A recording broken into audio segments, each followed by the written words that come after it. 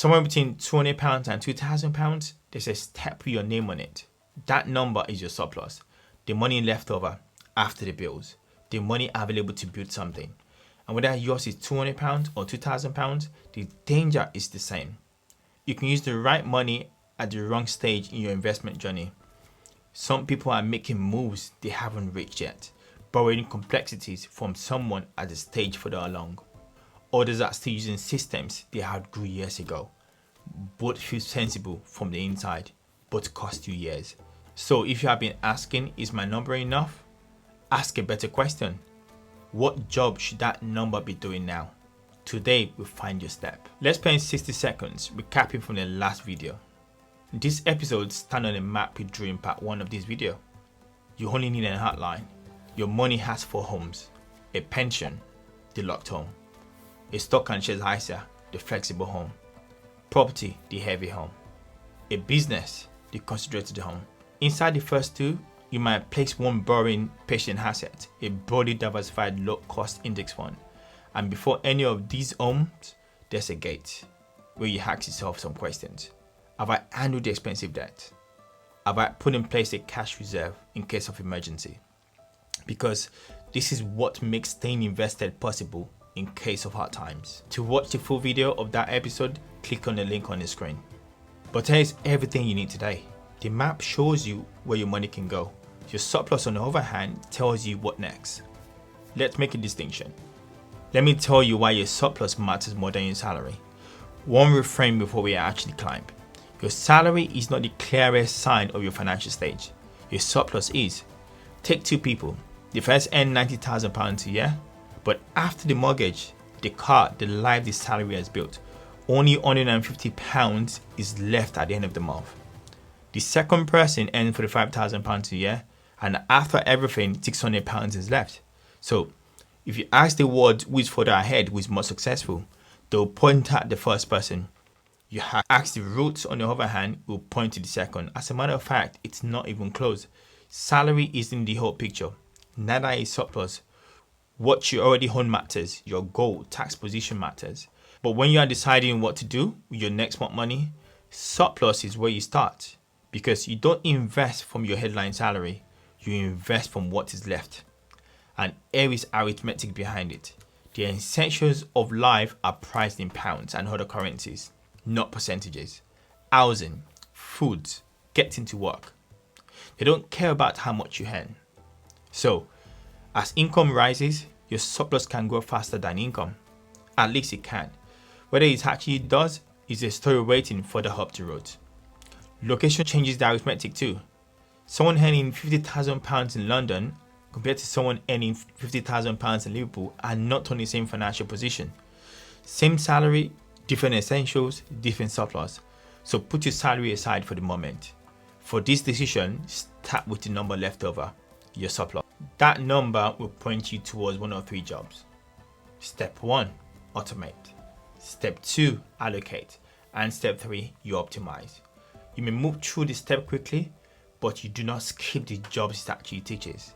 And whatever step you are on today, 4 constants climbs with you: the gate, the review, the borrowing asset, and the standing order.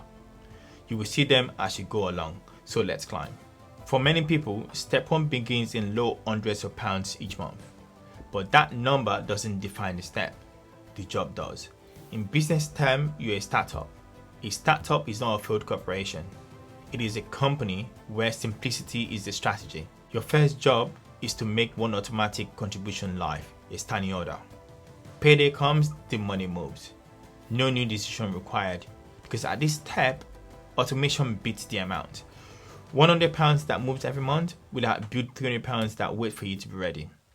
The £100 actually goes, it leaves your account, it gets invested. If you are eligible for workplace pension, first make sure you are not leaving your employer's contribution unclaimed. Then choose one appropriate home for the money you're actually allocating. And inside it, keep it simple. A broadly diversified, low-cost asset. No secondary investment platforms. No collection of unallocated funds. No complexity pretending to be progress. At step 1, behavior deserves more of your attention than fine-tuning.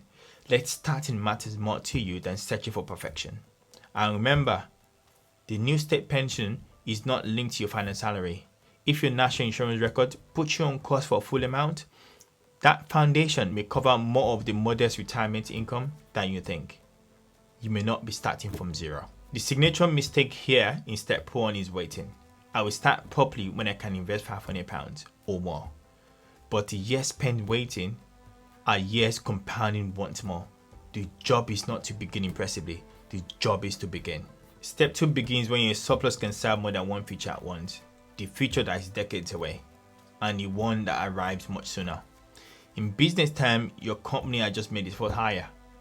The activity now needs structure, and the job of this step is allocation. Ask 3 questions. When will I actually need the money back? Which home has the right rule for this money? And honestly, without leaving it alone.